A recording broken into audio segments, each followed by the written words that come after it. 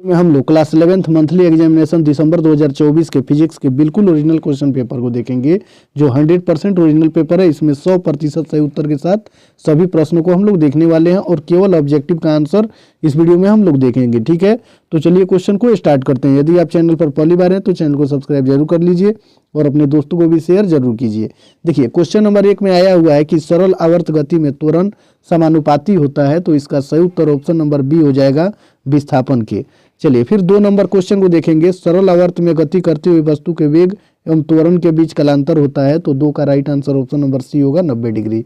चलिए फिर आगे वाला क्वेश्चन हम लोग देखेंगे।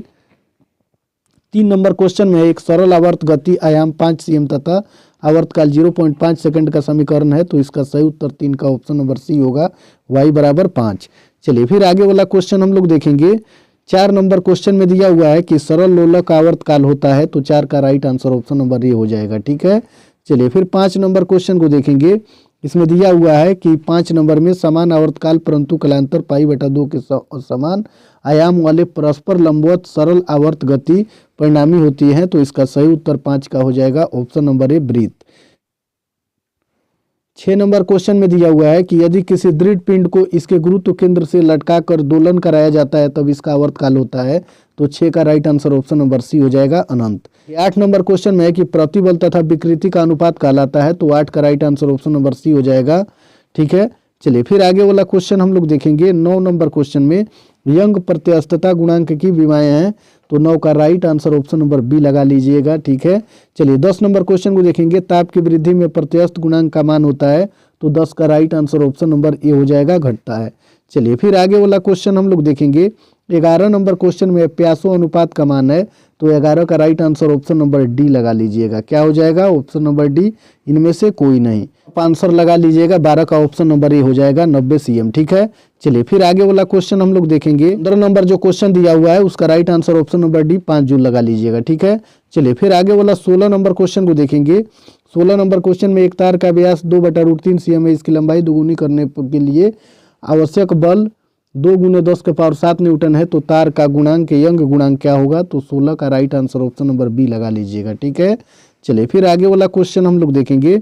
17 नंबर क्वेश्चन में है कि पृष्ठ तनाव की उत्पत्ति का कारण है, तो इसका सही उत्तर ऑप्शन नंबर बी लगा लीजिएगा। ठीक है, क्वेश्चन में है कि यदि कोई द्रव्य किसी ठोस की सतह को नहीं भिगोता तब उसका स्पर्श कोश है, तो इसका सही उत्तर आप 18 का लगा लीजिएगा, ऑप्शन नंबर ए। देखेंगे 19 का right answer option number B हो जाएगा। ठीक है, चलिए फिर आगे वाला क्वेश्चन हम लोग देखेंगे। 20 नंबर क्वेश्चन में दिया हुआ है कि यदि केस नली का व्यास दोगुना कर दिया जाए तो नली में पानी का चढ़ाव हो जाएगा, तो 20 का right answer option number B लगा लीजिएगा। ठीक है, आधा। देखिए 21 नंबर क्वेश्चन में है कि ताप की वृद्धि से किसी द्रव्य का पृष्ठ तनाव है, तो इसका राइट आंसर 21 का हो जाएगा, ऑप्शन नंबर बी, घटता है।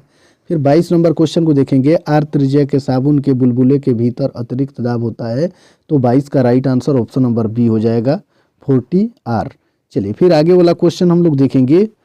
23 नंबर क्वेश्चन में दिया हुआ है कि जब समान अणु एक दूसरे को आकर्षित करते हैं तो इसे कहते हैं, तो 23 का सही उत्तर ऑप्शन नंबर ए होगा।